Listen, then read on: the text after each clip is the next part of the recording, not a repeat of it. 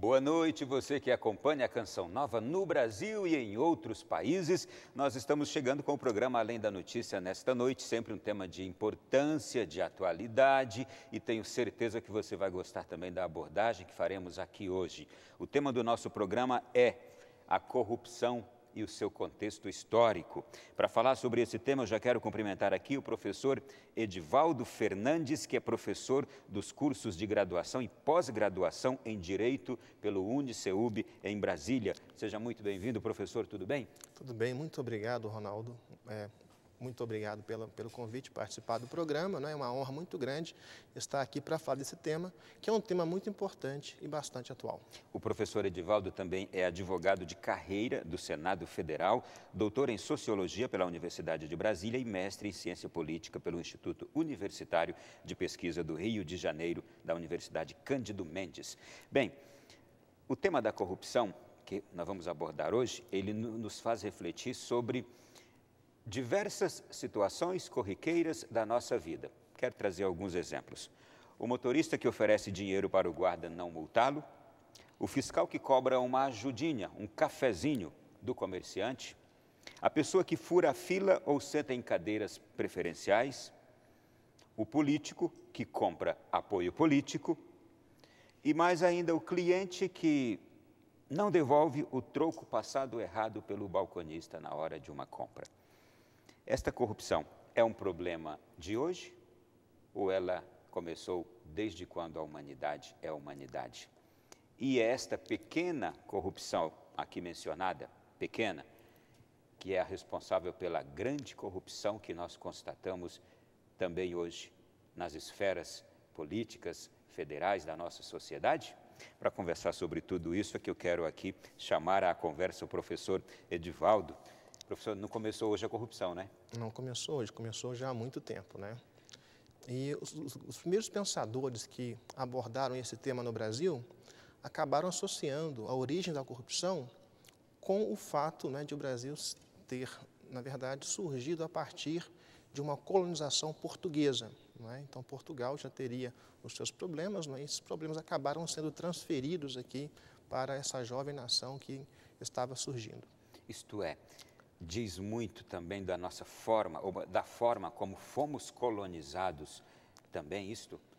A gente sempre fala da forma como os índios foram explorados, como o Brasil foi explorado pelos portugueses. Viria daí já também, desde o nosso nascimento, esse DNA da corrupção? Exatamente, né? Os defensores públicos gostam muito da expressão menor em conflito com a lei, não é? Mas no caso do Brasil, a sociedade inteira, ou boa parte dela, em alguma medida está em conflito com a lei. Então, na nossa realidade, a dificuldade que nós temos, não é encontrar passagem para as regras que são estabelecidas na lei. É como se as pessoas não gostassem muito das leis que são aprovadas pelo Congresso Nacional. Então, a imperatividade da lei, que é uma condição sine qua non, uma condição indispensável para o estabelecimento da ordem pública, não é? Aqui no Brasil, não é? Ela tem esses problemas. Bom, e nós temos hoje um arcabouço, um conjunto de leis que, se funcionando bem, evitariam os tipos e as práticas de corrupção que a gente tem? O problema é o seguinte, parece que quando você produz uma lei que não funciona, a tendência é produzir uma outra lei para tentar, né, corrigir a defasagem da primeira. E com isso há um risco de inflação de leis. Você vai criando leis, não é? Uma para tentar corrigir a outra. Até já se disse que no Brasil existe lei para tudo.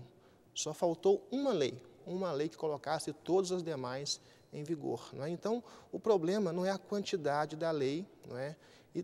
É sim a qualidade da lei e o fato das pessoas, né? Uma lei de qualidade, ela vai encontrar mais aderência social. Então, a pergunta que nós devemos fazer é a seguinte: por que o brasileiro tem essa aversão pela lei? Bom, deixa eu voltar naqueles pontos iniciais que citei aqui. O motorista que oferece dinheiro para o guarda não multá-lo. Essa aqui é uma prática, eu diria, que poucos de nós talvez não a conheçam, não é? Eu já fui testemunho de um caso como este. Depois a gente fala aqui daquele cafezinho que sempre se cobra no serviço público para que a pessoa acelere o meu processo, passe à frente. É a partir daí que a gente pode dizer que se começa a tornar uma sociedade corrupta?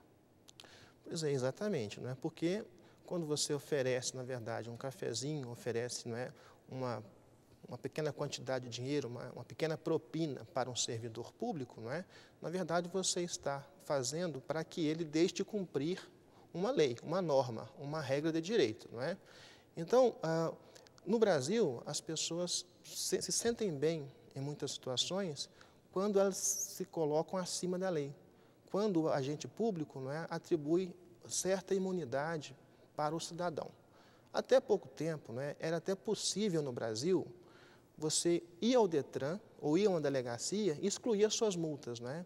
Havia uma quantidade de multas, às vezes, no prontuário da pessoa, a pessoa era amiga do delegado ou de um policial, ia à delegacia e simplesmente pagava, dava um dinheiro para o delegado e excluíam aquelas multas, né? Até um caso bem interessante, eu fui com 2 amigos, né, já tem mais ou menos uns 15 anos, fui aos Estados Unidos, né?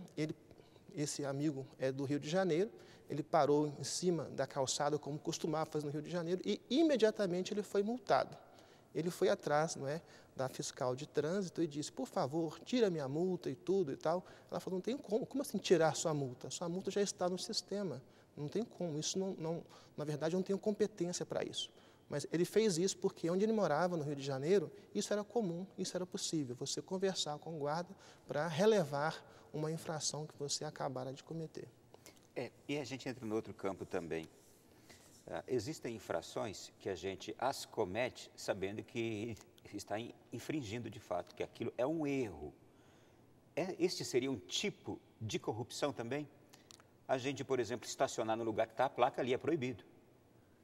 Ou você estacionar na vaga de um deficiente ou de um idoso, quando você é uma pessoa que não tem nenhuma daquelas qualificações ali. É um tipo de corrupção também isso, né? Exatamente. Inclusive aqui na Universidade de Brasília, fizemos um estudo há pouco tempo sobre o desrespeito dos jovens, dos alunos, né, com relação a essa reserva de vagas para idoso. Muitos professores já bastante idosos, com dificuldade de locomoção, chegam para estacionar e aquela vaga está tomada por um adolescente, por um jovem, né, que está estudando primeiro, segundo período ali e que acha que não deve, não tem obrigação de respeitar a reserva de vaga. Então, às vezes o idoso precisa, não é, ir para longe e de lá vir carregando livros, bolsas, não é? Enquanto que o jovem que está com toda energia acaba se valendo, né, de um direito que não era dele, fazendo um tipo de usurpação de um direito de uma outra pessoa, né? Por que as pessoas fazem isso no Brasil? As pessoas não têm muita, vamos dizer assim, vergonha de fazer esse tipo de coisa, não é? Às vezes, em outro país, se você fizer isso, a própria sociedade ela vai se voltar, ela vai sancionar você. Né? Mas no Brasil nós temos um grau de tolerância maior com esse tipo de infração. Inobservância de normas. A Exatamente. gente poderia colocar igual a um comportamento infrator que, se quisermos colocar, corrupto. Exatamente. O senhor é professor. Na sala de aula é possível se constatar isso, né? Exatamente, não é? As pessoas, não é, têm muita dificuldade de cumprir as regras, não é?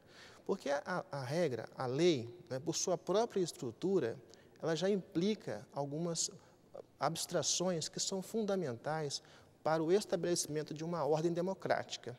Por exemplo, na própria estrutura da lei existe, não é, vamos dizer, a implicação de que todos os seus destinatários são iguais. Não se pode fazer uma lei que privilegie uns e beneficie outros. Isso está em contradição com a própria estrutura da norma. A norma é feita para tornar o tratamento abstrato, equivalente, uniforme, não é? Então, creio eu que no Brasil, muitas leis foram produzidas contra essa própria lógica interna da lei. Leis foram produzidas para manter privilégios, para criar imunidades, não é? Há pouco tempo, por exemplo, se criou uma lei que se dá aos advogados, né, uma condição, né, de ter um atendimento privilegiado ou favorecido em órgãos públicos, né? Então, apesar de que a intenção de quem faz uma lei dessa é boa, essa lei acaba, na verdade, né, sendo produzida contra as pessoas que não são advogadas. Né? Então, você imagina, você está numa fila, uma fila muito grande, chega um advogado e passa na frente de todo mundo, né, e acaba sendo atendido primeiro. Né? A meu ver, é esse tipo de norma que acaba, vamos dizer, militando contra a própria lógica interna da norma, que é criar situações de absoluta igualdade entre todos os seus destinatários. Aqui agora eu tenho uma pergunta que imagino que seja um grande desafio a resposta. Como atingir a consciência de um cidadão, de um indivíduo? Quais seriam os requisitos que esse indivíduo deveria ter para que a sua consciência fosse tocada quanto a esse entendimento de que para se viver numa sociedade se necessita da observância dessa ordem democrática, dessa ordem que faz tudo funcionar melhor? Como chegar às consciências dos indivíduos? Olha, um autor francês muito conhecido, que é o Montesquieu, ele disse o seguinte: por que a Inglaterra conseguiu produzir uma ordem pública, uma economia mais pujante antes dos outros países? Ele mesmo responde, ele fala, porque a Inglaterra colocou a economia à frente da política. Isso pode parecer estranho, né? Porque o Montesquieu é um mestre da política. Mas por que ele disse isso? É porque na economia não funciona você privilegiar alguém contra, não é, o princípio do mérito. Na economia, o que funciona melhor é o seguinte: quem produziu mais, quem é mais competente, quem é mais produtivo, tem um resultado melhor. É a lógica do resultado. Exatamente, exatamente. A política, no caso, a que se referia Montesquieu, é aquela política do favorecimento, a política estamental. É aquela política que milita contra a economia, aquela política que exclui o mérito e começa, não é, a promover benefícios para quem está próximo das autoridades. Então, na verdade, você acaba burlando essa lógica, né, da racionalidade e põe uma lógica que é pessoal, uma lógica talvez que é afetiva, uma lógica que é tradicional, mas que obstrui o bom funcionamento da economia. Então, a democracia, não é, e o capitalismo exigem um padrão de honestidade. Não existe capitalismo e não existe também democracia sem honestidade. O que é essa honestidade? Não é? A honestidade é o seguinte: a pessoa que está trabalhando, né, eu sou empregado, tenho minha carteira assinada e trabalho para uma empresa. Eu preciso, né, reconhecer que a minha relação de emprego ela é justa. Se eu me sentir explorado naquela relação de emprego, eu vou ficar insatisfeito e vou ser menos produtivo. Então, a economia verdadeiramente capitalista, ela acaba criando na cabeça das pessoas, na mentalidade das pessoas, essa impressão de que elas não são oprimidas. Isso é fundamental. Né? Se uma economia, né, produz essa sensação de opressão, ela acaba não funcionando, ela se torna menos eficiente. A mesma coisa vale para a política, né, para a democracia. As pessoas precisam ter a sensação, acreditar, não é, ter a crença de que o sistema político é representativo. Sem essa crença, não há democracia, a democracia será disfuncional. Daqui a pouco eu quero voltar no termo que o senhor usou, a política do favorecimento, que lamentavelmente parece ser o que prevalece hoje na nossa sociedade, em todos os âmbitos, a política do favorecimento. Por isso que a gente tem essa relação tão desigual hoje e a corrupção em níveis assim como estão. Como o senhor professor, me corrija se eu estiver errado, mas quando o senhor falava, eu me lembrava aqui de um episódio que envolveu, se não me engano, Aristóteles e Platão, que era mais jovem que Aristóteles, 40 e poucos anos, e que, numa discussão, Platão discordou de Aristóteles, que teria sido seu mestre, e aí alguém questionou, puxa, mas você discordar de Aristóteles? E aí ele disse assim, eu sou amigo de Aristóteles, mas eu sou mais amigo da verdade do que de Aristóteles. Uhum. É essa lógica que é a lógica correta da vida. Exatamente. Que deveria ser, né? Exatamente. Então, existem certos critérios, certos valores, né, que devem estar acima da relação meramente pessoal. Por exemplo, né, você é um agente político e você nomeia, né, uma parente sua para ser sua assessora. Não porque você, né, acha que ela vai ajudar mais no exercício da sua função, mas porque você quer favorecê-la. Não é? Isso aí, na verdade, é atuar acima de um padrão de racionalidade, não é? Que é incompatível com a democracia. Não é? Então, no caso, né, Sócrates, Platão, depois Aristóteles, né, nessa linha, né, o Sócrates, né, treinou, ensinou, doutrinou Platão, não é? E depois, não é, veio Aristóteles com ideias um pouco diferentes das ideias de Platão e das ideias, não é, de Sócrates. Mas, basicamente, o próprio Sócrates ensinava os seus alunos, não é, a não acreditarem em tudo que ele falava. Ele dizia, olha, não acredita em mim, eu só sei de uma coisa, não sei nada. Vamos todos aprender. Então, através do diálogo, da conversa, não é? O professor se colocando numa posição não de uma pessoa autoritária, mas uma pessoa que está para ouvir, para aprender. Não é? Então, dentro desse tipo, né, de relação, a verdade acaba aparecendo, ela acaba vencendo. Não é? Então, o que nós temos hoje no Brasil, com esse problema de corrupção, é as pessoas colocando, às vezes, o seu interesse particular à frente do interesse coletivo. Não é? A sua razão individual, não é, exercida de forma arbitrária contra a razoabilidade que decorre da lei.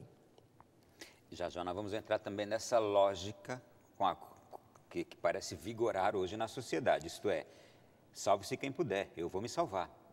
Daqui a pouco a gente fala sobre isso no nosso segundo bloco. O tema do nosso programa está sendo este, corrupção no contexto histórico, e vamos chegar daqui a pouquinho na atual corrupção que temos hoje e que causa as grandes chagas sociais do nosso país. Daqui a pouquinho.